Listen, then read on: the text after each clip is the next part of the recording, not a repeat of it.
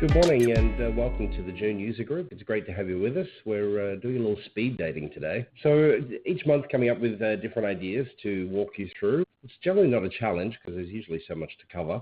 This month we thought we'd rush you through our top 10 tips. Essentially over the last several months we've had a number of new clients come on board, and it's reflective of me as I go through those sessions with those new customers that there are a few key things that if you understand can just make your life a little bit easier. So we sort of nutted those down to 10 ideas or 10 tips and decided to walk you through those today. Let's get started. Essentially, normally we cover 3 topics plus an Eloqua update, but today it will be 10 topics and a quick Eloqua update. So let's get started with topic number 1. So the first one is we wanted to remind you about one of the apps that's available within the platform, and this is the Contact Washing Machine app. So the app is not fitted or installed to the platform out of the box. You need to add the app just like you'd add an app to your mobile device, Apple iOS, etc., things like that. And you would need to have your Eloqua administrator or a user who has API access to go ahead and add that app for you. It's a pretty simple process. I can do it. So if I can do it, they can do it. But let's have a closer look and understand a bit more about your data and how the Contact Washing Machine can help you. But first of all, we want to dive into our audience participation part of the day and ask you a quick question. And that is data integrity and cleanliness an issue for your company? You can go ahead and let me know what you think, and we'll have a look at those results. Okay, so far it's a very wide yes. And look, there's things that we can do as marketers to help us get around some of those issues. And the Contact Washing Machine is one of those tools that can help us with a little bit of data integrity. And I'm just going to show you a very simple example today of how we can at least get someone's first name to be correct. So let's have a closer look and we'll go from there. But thank you for responding to that poll. So the Contact Washing Machine, it really enables you essentially to cleanse fields directly before you send an email. And the candidate there that is the most obvious is a person's first name. So what we're able to do is utilize one of the functions within the Contact Washing Machine, for instance, to create a first name in proper case. So Derek would be with a capital D instead of a lowercase d, or if in fact I've submitted a form and I've screamed at you and put my first name in complete uppercase, then we can use the Contact Washing Machine to help us fix that, clean that data, and actually scrub it, and then put it back into the first name field in its correct form, in this example, in proper case. Let's have a look at what that would look like on the campaign canvas. If we're looking at a campaign here, you can see this is a campaign with multiple segments, all feeding into an email. So you can see the email sitting right here with our various segments sitting across the top of the screen there. But here is the Contact Washing Machine. And so the Contact Washing Machine enables you to do some cleansing. But let's have a closer look at what happens when you open that. So first thing happens when you open it, you'll arrive at a step name, and you can edit this particular field. What I tend to do is give it a name that relates to what it is I'm asking it to do. So if I'm asking it to turn proper case or first name into proper case, then I'll make a note here in that to do so. The other important step, which is generic across most of the apps, is to tick this box, which, as it says, is automatically route contacts with errors from the cloud app. So if there are any errors, probably just want the email to push through anyway. But the other flip side to that is having a close look at your segments and evaluating the quality of the data as well, so you know what's sitting in those fields. And what you do there is you select the choose option and you nominate somewhere else in the canvas for the person to progress onto. But once you click on the edit field, which is this button up here in the top right hand corner, you'll arrive at a window that looks just like this. You can have multiple steps or multiple actions to be performed in a single washing machine. That's not a problem. Again, if you do have multiple ones, it's probably a good idea just to give it a name so it makes your life a bit easier. And then essentially what we're doing is we're looking at the source field. In this case, and so this is a drop-down menu that you'll see here on the right-hand side. So first thing we want to do is nominate the actual Eloqua contact field that we're going to be cleansing. In this case, it's the first name field. You can also add conditions. I rarely do, but you can add conditions if you want to. But most importantly, it's the action that we now need to present.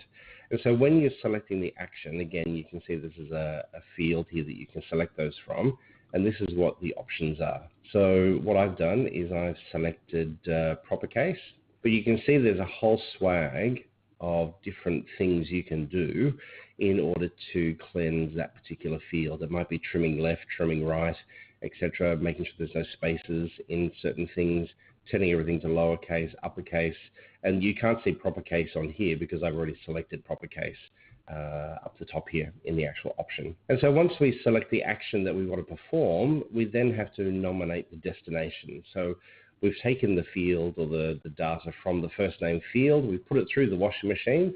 In this case, we've made it proper case, and then we've got to put it back into the destination field, which is the same field, again being the first name field. And so that's it. That's one example of how you can use the contact washing machine to ensure that you're at least addressing people correctly in proper case. Now, all these other options that you have available here, you'll find links within the Help Center, which will explain to you exactly what you can do. I won't begin to try and describe to you what some of these do, but you'll find all sorts of information in the Help Center, which will take you into a deep dive on, for instance, the math processes, reject, extract, replace, etc. So you'll have fun exploring that. Okay, so let's look at segments. So why is a dynamic segment different to a static segment, and why is that helpful to understand? Well, essentially, the easiest way to play this one out is that sometimes after you've activated your campaign, you may need to add somebody to that campaign. It could just be one or two people that you need to add. And so the key thing is to ensure that you've set up your segment correctly before you've activated your campaign to ensure that this option becomes available to you. And so you can do that by using the steps within the actual segment on the campaign canvas itself. Let's have a closer look. So again, we've got this same campaign canvas in the background with our various segments. What we've done is we've highlighted one of those particular segments. And the default that you'll find is the following, which is to add members once the campaign is first activated. So if you've got, in this case, there's 15 people sitting in that particular segment. So once that campaign is activated, those 15 people will move through the campaign, and that's it. There's no option. However, if I was to do something a little bit different, and you'll notice over here under this segment, we have 130 people, but the different option is selected here, the second one, which is to add members regularly until the campaign is deactivated. The other key part with this step is to ensure that you identify a reevaluation frequency. So with the frequency from this drop-down menu that you can see here, you can select hours, days, weeks, or months. And so what will happen there is for the duration of the campaign, so if your campaign is running for 2 weeks, every hour in this example, so every hour for 2 weeks, Eloqua will go back to that particular segment, being the prospect segment that you can see here at the top of the screen, and we'll refresh that segment. And if there are any new contacts that have been added, they'll then automatically flow through to the campaign. And all of that can be achieved without the need to deactivate the campaign. So again, the key thing there is to remember that once the campaign is active, and as long as you've selected add members regularly until the campaign is deactivated, if you need to add people to the campaign, you actually go back to the segment, not the canvas. Or you can come into the canvas and choose the edit option that you can see here on the right-hand side. But go back to the segment and simply add people to the segment. And you can do that if the person's actually already in the Eloqua database. You can just add an individual contact, or you could upload an Excel spreadsheet with a whole swag of different people, or you would use the filter criteria within the segment to add a whole new group to that particular campaign. So that's how you get around the problem, which usually manifests itself with the sales team coming to you about 15 minutes after you've launched an event campaign saying, oh, I need these other 15 people to be invited. Well, that's not a problem. You can easily achieve that without the need of having to deactivate the campaign. Let's jump on to number 3. So this is a feature I think we've covered a couple of times in previous user groups, but it's a popular one, and there's been some additional functionality added. So I just want to make sure you're clear on how this one works. So there's 2 options here. One is to redirect an Eloqua landing page, and the other is to actually take the landing page down without having to delete the landing page itself from within Eloqua. And you generally don't ever want to delete a landing page. You want to make sure that the landing page is there for audit capabilities and historical information in relation to past campaigns.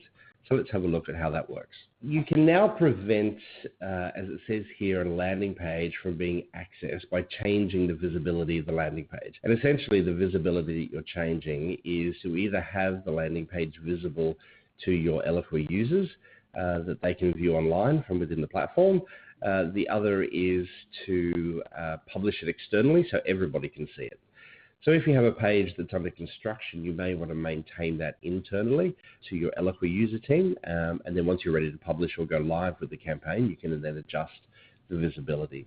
So let's have a closer look at how you might do that. So if we're sitting in the landing page editor, you would go to the Actions menu over here in the top right-hand corner, and there's an option there called Settings.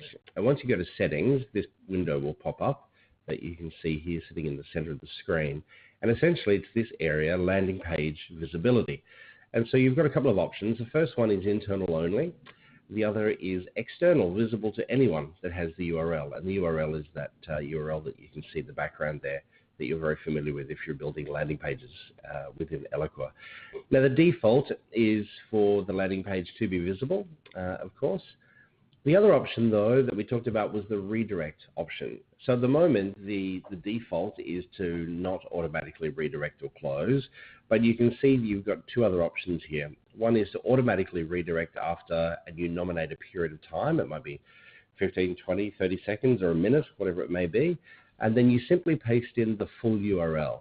So the URL that you would copy from your browser would be pasted in here. So it's the full HTTP, blah, blah, blah, blah, blah, etc. that you would paste in there. Now, a use case for something like that can be a confirmation page. For instance, if somebody's coming to an event, you may have them register. Once they register, they reach a confirmation page telling them they'll receive information via email shortly, etc. And then you may want to redirect them automatically, perhaps after 60 seconds or so, to a page on the website that either talks further about that particular product or service that you'll be talking about at the event. There'll be a range of reasons as to why you would want to do that. So you can select either of those two options there, but quite helpful in relation to potentially driving a little bit more traffic to the website or to any location that you may choose to send them to. So number 4. Okay, so the compare dates campaign canvas decision step. Why is it important? And especially for event campaigns.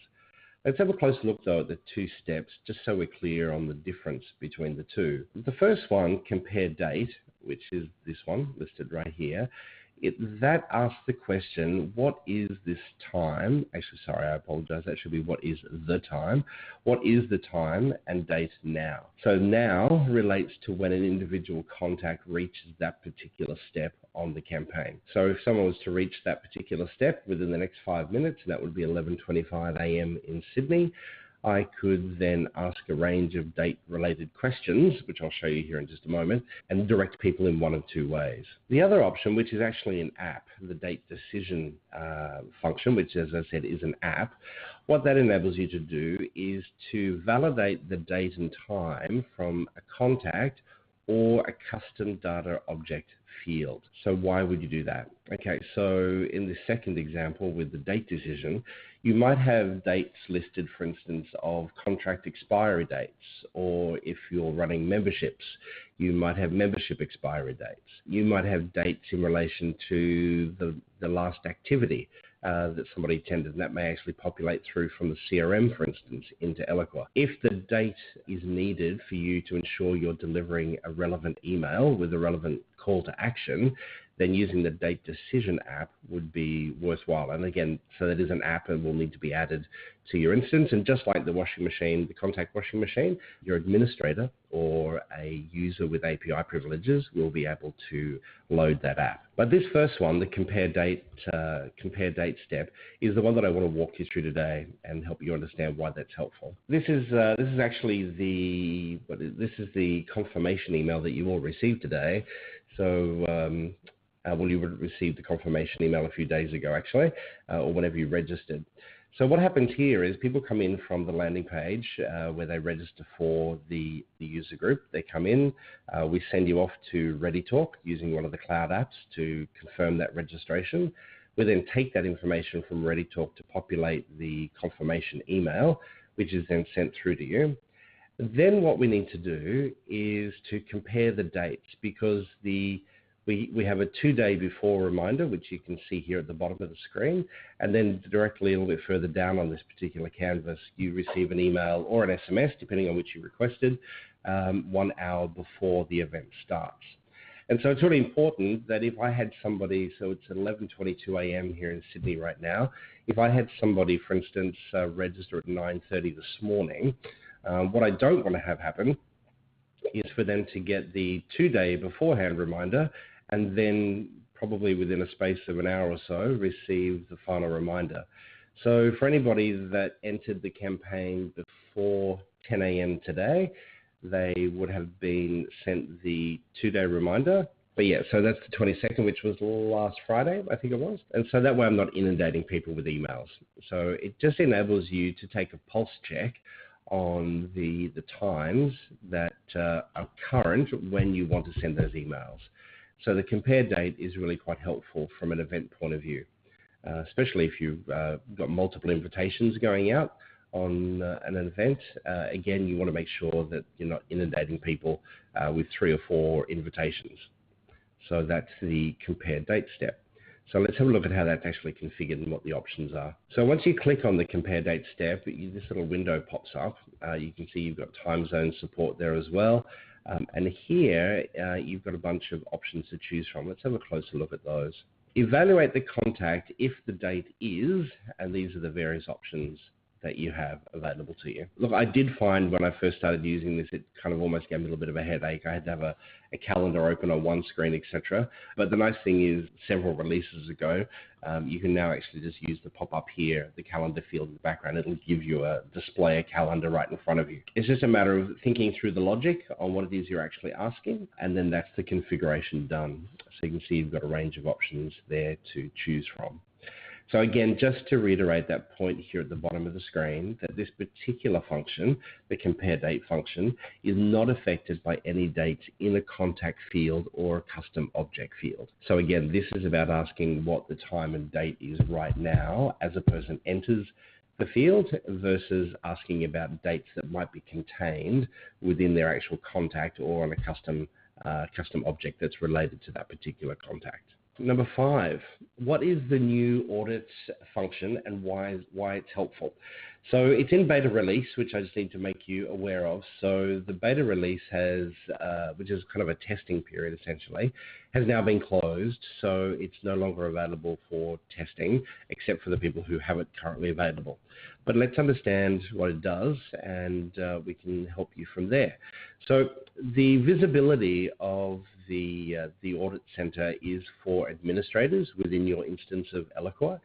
And essentially, it creates audit logs that just enable you to really get a feel on kind of who's doing what and the functions that are being used across the platform. One of the key things people often want to understand is what data is being exported and potentially also imported, certainly with opt-in implications, GDPR, those sorts of things.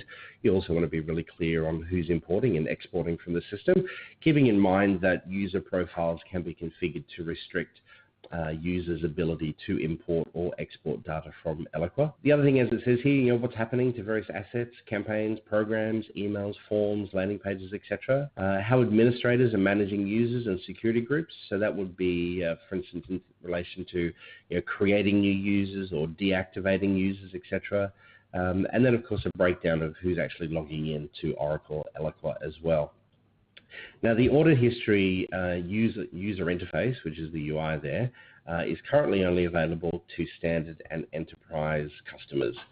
So if that's something you're interested in and you have basic edition of Eloqua, I would need to validate with Oracle if that's something that could be purchased in addition to or activated for a fee, I would imagine, for basic customers. But if you're running standard or enterprise, this is something that you should see hopefully within the coming months. I'm not sure if it's due for standard release in August just yet. I haven't been able to see any specific notes in relation to that, but let's have a look at where it sits and why it would be helpful. So from the home screen, you'll eventually see an audit log option available through that home menu. And once you do that, you'll get a screen like this.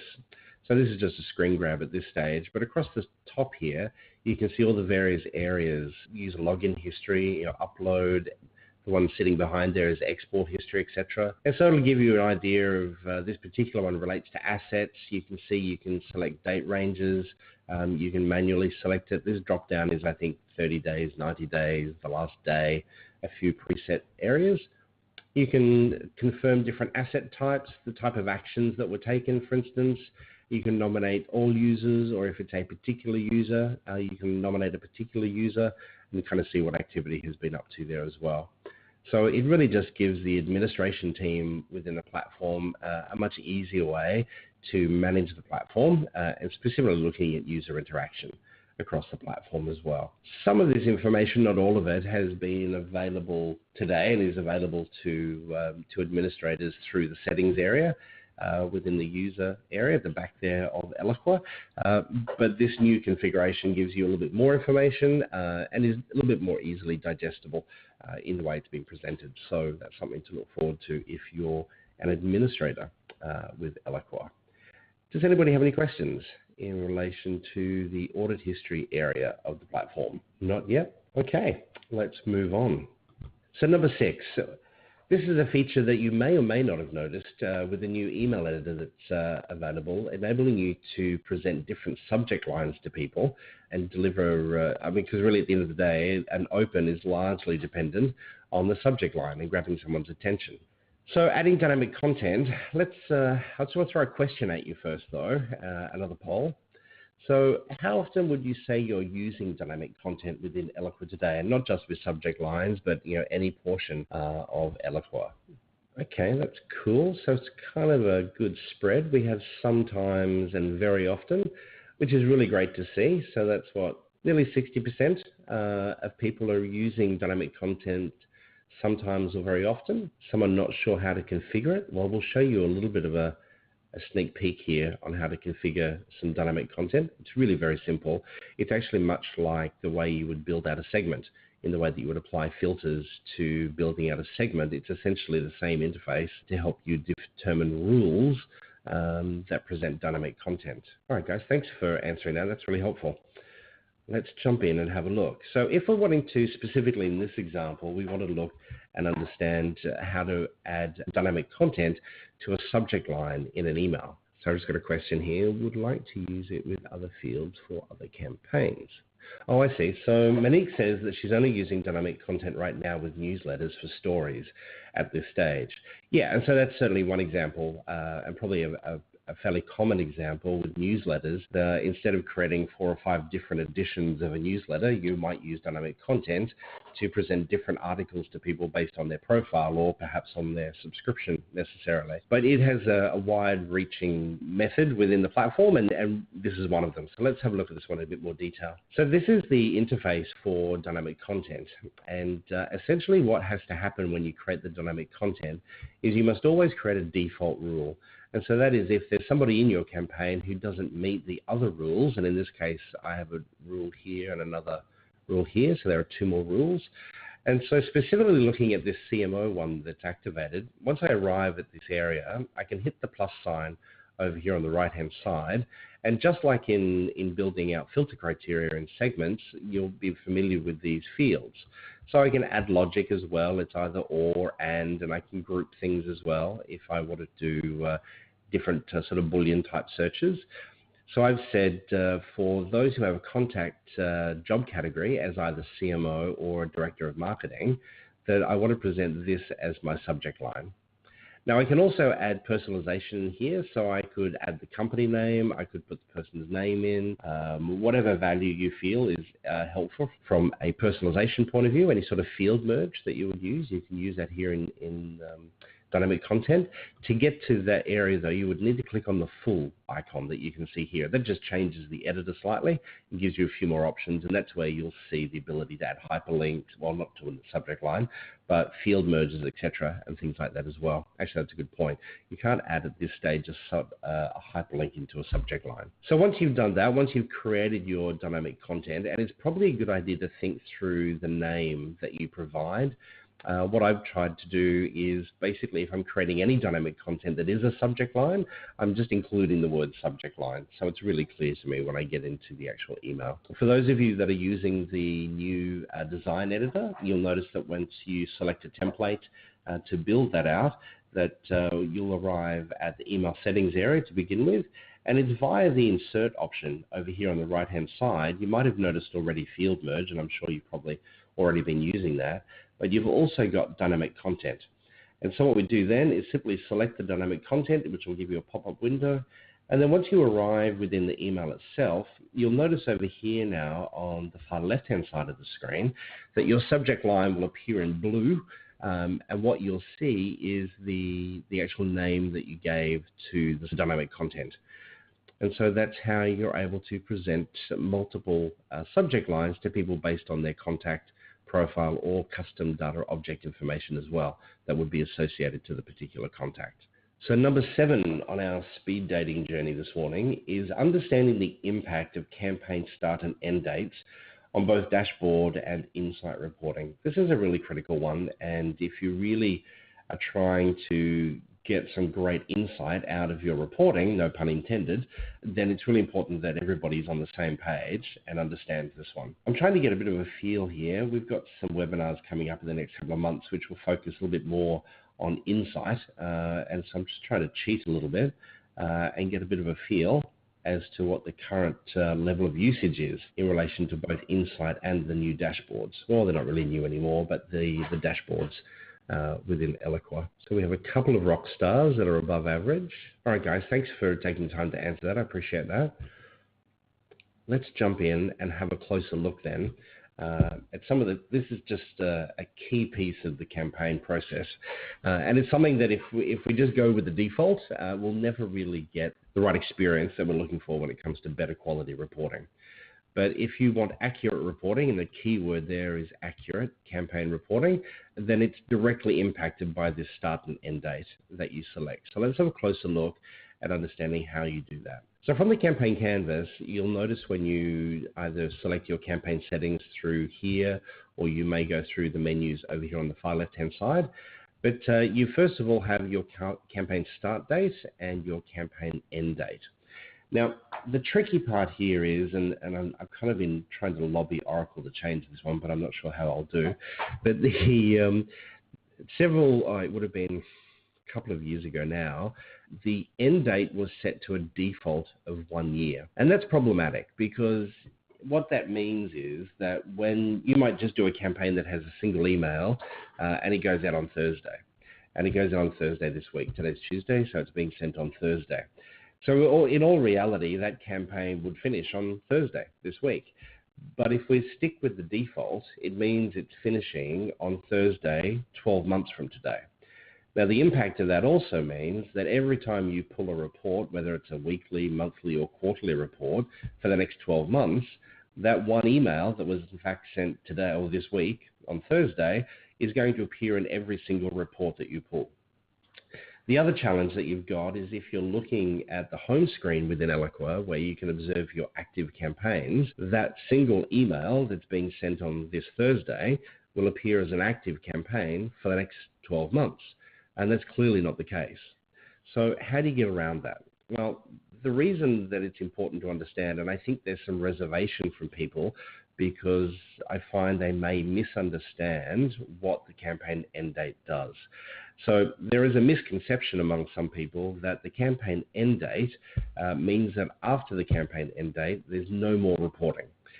I need to draw your attention, and you've all seen this a million times, but you may have missed it. So campaign responses will be captured for 12 months after the end date of your campaign. That's typically what you're looking for, and that's usually why people artificially extend the end date of their campaign. So again, just to draw your attention to that point.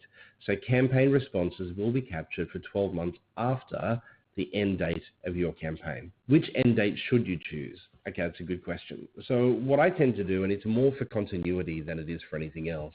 And so in the example that I gave you just a few moments ago, where maybe we're sending out a single email, and that single email is going to be sent on this Thursday. The standard process that we follow is to select my end date for the campaign as this Friday. Let me give you a visual that might help illustrate this in a little bit more detail. And why do I select Friday? I always just select the day after the last email is being sent. So let's say, for instance, your campaign runs for 2 weeks. And that 2-week period might be the 1st of July until the 14th of July. When it relates to reporting, what we need to understand is that, of course, the reporting will take place throughout that 2-week period, just as it has and as you would expect it to. But the key thing to understand is that the insight reporting will continue for 12 months following the end date of your campaign. So this whole period, Eloqua will continue, even though your campaign has ended, Eloqua will continue to capture any activity. So any more email click-throughs, any more opens, any form submissions, any of those things that people do by engaging with that particular campaign will still be captured and presented back to you via Insight and through the dashboards for 12 months following the end date of your campaign. I suppose one of the key things to identify, let me just quickly share Eloqua with you. Okay, so when you're looking at the home screen of Eloqua or My Eloqua, over here on the left-hand side, you've got the campaign area which shows current campaigns that are scheduled and those that are active.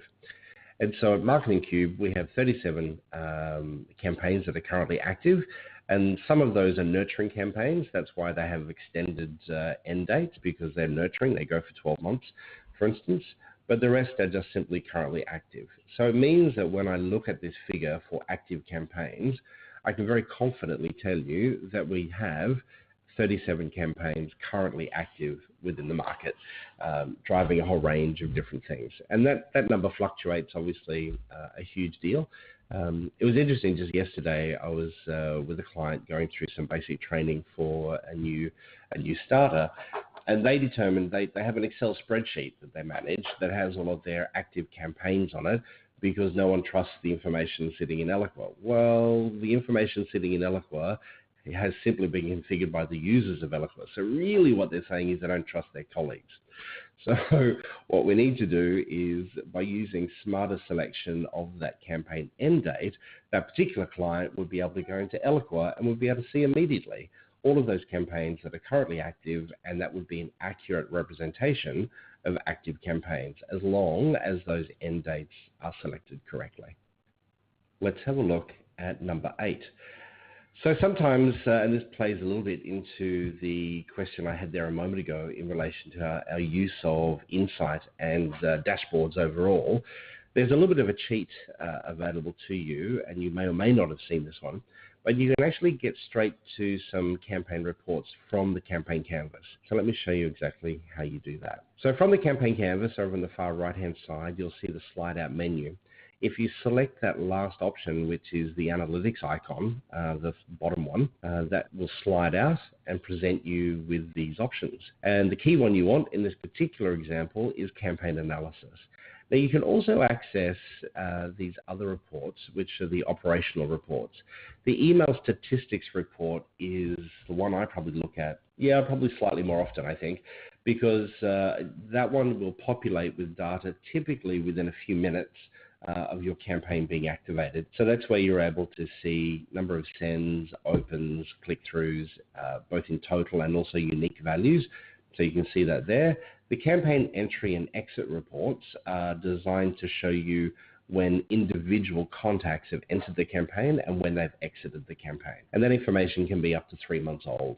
So you can go back there within no more than 3 months and have a look at that information in detail. If it's longer than 3 months, you would need to go into Insight in order to extract some similar reports. But we're focusing on the campaign analysis, which is this one highlighted right here. So once you click on campaign analysis, Eloqua will open to the Oracle BI platform, which is Insight. And here you'll receive all of the standard information that you would expect to see from most digital campaigns. So your sends, both listed in totals, but also in percentages as to unique open rates, etc. You'll notice some of these, though, I'm not sure if you can see that very well on your screen, but some of these are actually hyperlinked. So these are blue, etc. These ones right here are all hyperlinked. And so by clicking on those hyperlinks, in this case, what I've done is I've clicked on total opens, which is the number hidden behind there.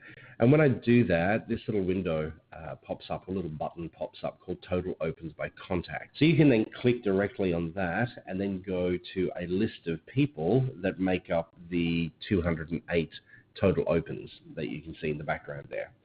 So that's how you can get to see the actual who behind the process. Down in the bottom left-hand corner of the screen, you've also got additional options. The one that you'd probably use the most commonly would be export, meaning you can push that straight out to Excel, for instance, if you needed to. So if it's a large list, you can extract that and have it go straight to Excel if you need to manipulate it or potentially send it on to some other people within the business as well. And so that's how you're able to very quickly access information. Now, that information sits within a data warehouse, which is what Insight is accessing.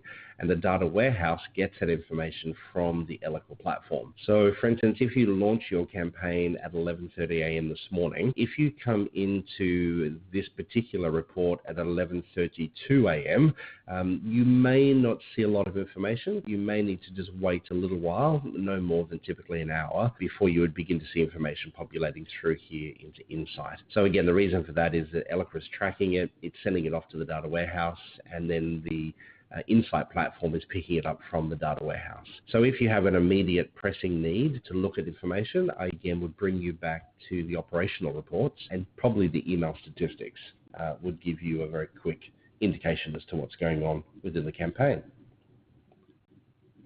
Using contact views to speed up the process of managing exports to Excel. Again, it was funny just yesterday, sitting with a customer. She articulated that they'd build out the segment, export the segment.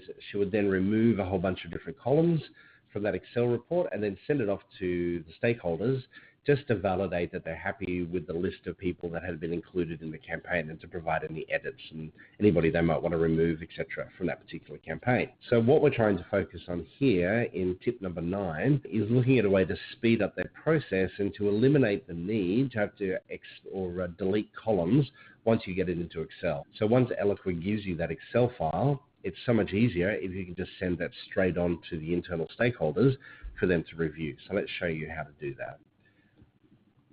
So I thought this one would be easier to look at it as a bit of a problem statement. So pretending this is you making the statement that you're kind of wasting your time, deleting all the columns, etc. So the solution is quite easy. The solution essentially will involve you contacting your administrator. Generally, it's the administrator that has access to this particular area of Eloqua, which is the fields and views area within Eloqua. And you access fields and views through the settings area, which you can see up here in the top right-hand corner. And once you arrive, you then select on views, and these are the different views that we have set up within the platform. What I've done today is just highlight for you our Eloqua user group field. And so what I do essentially is by using the plus icon here, I add the relevant fields that I would want to be the column headings in my Excel report.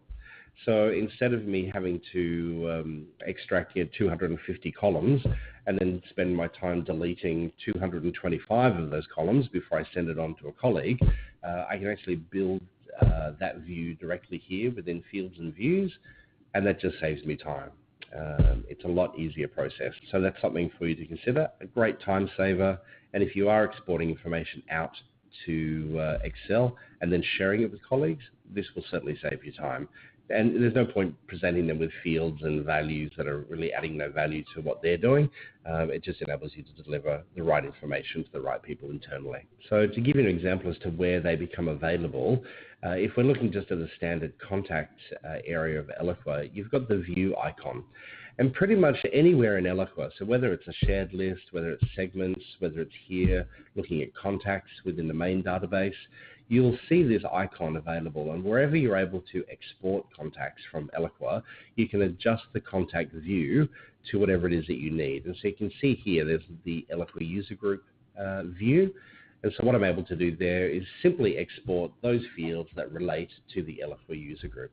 We have another one here, event registration. So the event registration export contains email, first name, last name, company name, job title, dietary requirements. So if we're doing an event that we might be doing sit down face-to-face or there's catering, I can make sure I've got the dietary requirements listed there, helpful to send off to event partners and those sorts of things, and also much easier to create my name tags because I've got all the information I need right there in Excel without having to do calisthenics with Excel and deleting multiple columns, etc. So it's certainly a time saver. Just to drill into that one a little bit closer, so that's the icon typically that you will see, and that's the view icon or contact views icon, and it's a drop down, and that's the values that you will see once you configure those. So a good time saver there for you. Does anybody have any questions in relation to creating different contact views within the platform? No? Okay. There's a couple of questions here from Monique. Let me see if I can just digest this for a second. So Monique asked the questions, can you get a report for a newsletter based on story clicks? Yes, Monique, you can. So there is a report available within Insight, and that report is called Email Link Click-Through Report, I think it's called. Let me just quickly have a look for you. This is one of the more common reports that people are often seeking because I want to have a look not just at overall campaign performance and the reports that are available, but if you go into, let me just share my screen with the team and I'll walk you through that. Hang on just one second. Okay, so once you've got into Insight, what you want to do is focus on the email reports. And once you click through on there, you'll see a whole range of different reports that are available for you to choose from. But the one you want is email click-through link breakdown. So this shows the number of click-throughs that occurred in the date range selected for the email specified. And so the numbers of click-throughs are shown by URL tracked in the email. So if I open this and quickly run you through that process, so I would select a date range. I've got an email in mind. I think I'm just going to go back to January to keep myself covered, like so. Then you've got to find the email in question. So I find it easier, instead of going through this never-ending scroll, if you just click on the More and Search link there at the bottom, you'll get a pop-up window. And in that pop-up window, I can use a keyword search to find my email. So it contains probably one of our blog newsletters would be the better options.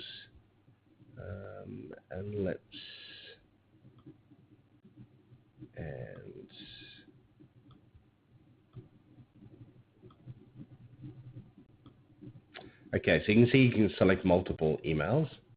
So I'll select OK, say OK again. The system will do a little bit of thinking. So this can be really quite helpful if you're trying to get a bit of a feel in relation to what's happening. Okay, so the other email didn't fit within my time parameter. So we can see here the actual link that was included within the email itself. So total click-throughs and unique. Innovation in marketing was one article. Email design was another, and the actual blog. And so again, these are actually hyperlinked as well. So again, I can click through and actually look at the individuals that make up that particular report. So again, that's the email click-through link breakdown report. So a couple more questions here. Malcolm, is there a limit to the number of views we can have?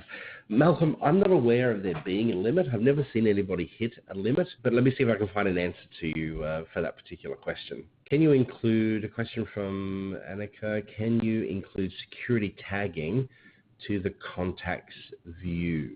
So security tagging would be in relation to limiting the user's ability to see certain contacts. Is that what you're asking, Annika? Yes. I imagine that would be the case by default, Annika. I'd have to get confirmation on that, because if it wasn't the situation by default, that would be a bit of a gap in that whole security construct. The best way to check that would be to do some testing potentially, because your whole database is segmented right by business unit. But I would just do some initial testing on that one, because yeah, if it didn't, I would suggest that's a bit of a gap in the security protocols. But have a look, but from a testing point of view, let me know if you have any challenges with that. Malcolm says, is it possible to restrict who can see which views? So, which is kind of, Malcolm, a similar question that you've got earlier. I think the ability to restrict who can see those contacts is not governed so much by the view, it's governed by the overall security profiles assigned to a particular user. So if a user cannot see a particular contact for whatever reason, where they're looking at general contacts, there'd be no reason why they would be able to see them simply because they changed the view. Does that make sense? Again, I would encourage you, Malcolm, to do some testing potentially with different users on that. But the views are available to all users of the platform. As to who they see in those views will be governed by their access, which is already determined within the platform. So Yulia asked the question, what would be the best way to finish campaigns that have a wrong end date, the ones that finish but will end? Right, sure. And so, so if you're wanting to go in, Yulia, and potentially tidy up all of those active campaigns that have long finished, but still have end dates into the future, just simply deactivate them. That's fine. It won't cause any problems. It just means that the campaign is concluded. And that, again, will then give you a much better indication as to active campaigns that are sitting on the platform today. Then Laura asked the question, in the reports hyperlinks at the bottom, print, export, etc., what does add to briefing book mean? Okay, we'll be exploring that in a bit more detail in some webinars coming up in the future, but within Insight, you have a function which is called briefing book, which enables you to consolidate a range of different reports. Now, I need to make it clear that the view that I was showing you when I looked at Eloqua then was the analyzer license view. So the analyzer license is kind of like your administrator for Insight versus the general reporter community, which would be the general Eloqua community looking within Insight. But it's just a place essentially that you can store repetitive reports that you want people to access, provide a briefing, I suppose is a nice, easier to look at it. But we'll explore those in more detail for you, go through some additional webinar sessions on Insight, which will be coming up in the next couple of months. Okay, you're welcome, Laura. Charlotte says, top liners question, can we find you on top liners to follow? Sure, Charlotte. I'm in there, and you should be able to find me just by Derek Bell. I get involved with top liners a little bit. I find I tend to try and engage and help answer questions and things while I'm on the train. So I'm usually on my iPad on the train participating in top liners discussions. But thank you. Yes. The other one, of course, is as a member of the user group, you can join us each month as we go through a whole range of different things. But look, we're nearly finished, and I haven't got to number 10. So I appreciate those questions, guys. That really makes the session far more dynamic, and I think we all learn together when we do that. So quickly, let's race off to number 10 for our speed dating, and this is conditional form processing steps. And this is the one I said that I think you'll really love. You probably already use it. If you don't use it, it can be a real time saver. And what it essentially does, it enables you to deliver an outcome to somebody based on a particular value that they selected in a form submission. Or it could be based on their data that's currently stored sitting on their contact. A really quick and easy example is you're running an event, and that event is happening in Kuala Lumpur, Sydney, and Auckland, and you want to provide people with a single registration page, and on that page is a particular form, and that form will invite people to select which city they'll be attending. Is it KL, is it Sydney, or is it Auckland? And so if they select KL, we want to make sure that we send them a confirmation email for KL with hotel details, venue information, public transport options, those sorts of things that would then deliver a very Kuala Lumpur experience over Sydney or Auckland. The same thing is you may also want to provide a confirmation page that is all about the KL event. So mud maps, hotel details again on the confirmation page. So what we can do is we can use the form field in order to deliver that particular information. Let me show you what that looks like. The example that I've selected here is the user group registration form that you all went through today, or when you registered to come through. What we do, we have our team in Australia and also in New Zealand, And one of the questions we ask is which country you're in. And so when we do that, essentially, we need to apply some conditions to how we complete data in the background. Because what we want to do is we want to make sure that we assign a New Zealand member of our team to your contact if you're based in New Zealand, or someone from Australia if you're not based in New Zealand. So let me show you how that works.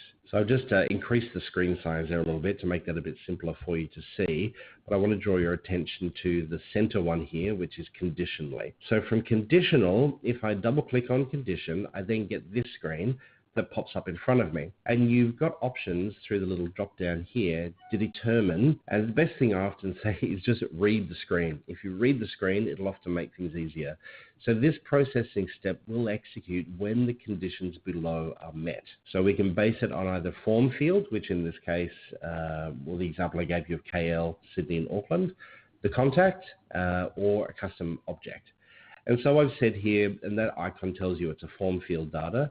So it means that the person has responded that they're in New Zealand. They've also agreed to opt in, which is the tick box, which is on. And this one just is to validate that they're already in our system and helps ensure that we don't override information on the contact versus populating our default. The key thing to understand here though, guys, is that this is an and.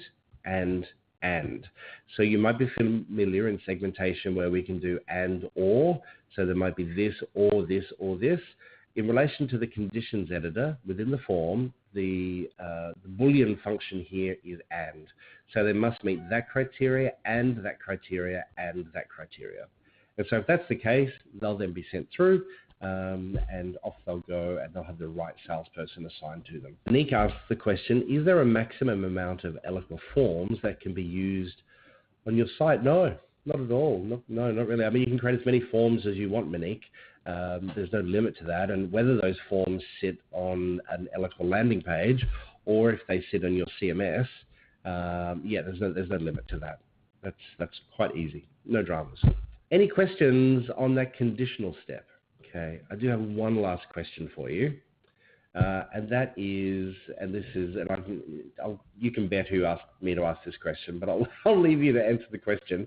So just so you're aware, and some of you are certainly aware because we have customers on the line as well, but we have some other guests joining us as well. So Marketing Cube is a business partner of Oracle, and specifically with the Oracle Marketing Cloud. And one of the key areas that we focus on in this session, as you know, is Eloqua. And the team at Marketing Cube can provide in-house training face-to-face or via webinar, etc. If you have any customized sort of training requirements, we're more than happy to assist you with that. So if you're interested, please let us know, and we're sure to be in contact with you.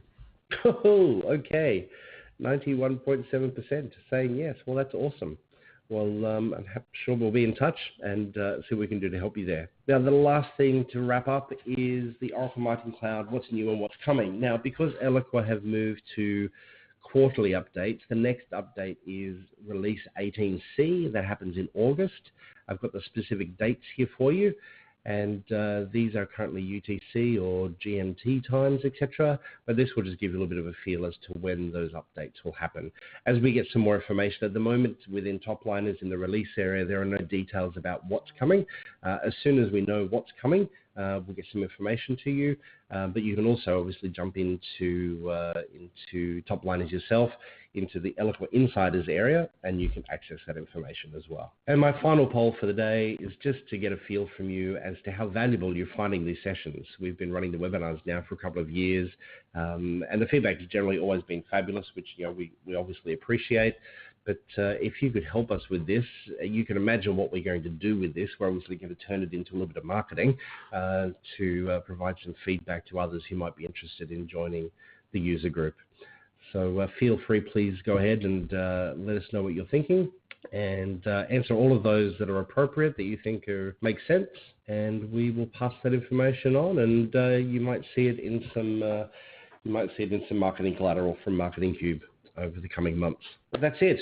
So we're 6 minutes over. Thank you for hanging in. If you do have any additional questions, please, happy to stay on the line for a few minutes. We've got, what have we got here? Is Outlook and Eloqua integration coming? Monique, I did see some information in relation to enhancements to Profiler. and also Engage, and how those applications work within Microsoft environments. There's also Gmail functionality available as well. And so that's really targeting more so the sales team than the Eloqua team. But is that what you're referring to? You're looking at the Engage products and profiler? Yes, for the sales team. Yeah, okay, absolutely. So yes, there is. You'll find some detailed information in the Help Center about that. There's certainly quite a bit of functionality available, but there is more coming. And maybe we'll see that in August. But again, as I said, we don't have any outline yet from Oracle as to what's coming in the August release. We know that there will be beta testing available for the new landing page editor, which is very exciting. And as soon as we have access to that, we'll be sharing that with you through the user group. But besides that, we don't have any absolute clarity on what we can expect in August. Malik says, okay, he is hoping. Absolutely. Fingers crossed. Well, guys, thanks so much again for joining us. As I said, we're very happy to stay here on the line. If you do have any questions, happy to take those questions. If that's all, I'll bid you farewell and we'll see you next month. Question here from Yulia. Yulia, let me respond to that one for you. So can I export a contact's activity log? Thanks, Rabia. Yulia, so the actual activity log, no, but I get the impression you might be thinking a little GDPR in relation to that question. So what we've seen a number of clients do is to build out, especially within the European market, obviously, or the EU specifically, is to look at using a custom data object to store that information. Because one of the requirements with the GDPR is the ability for that person to request their personal information.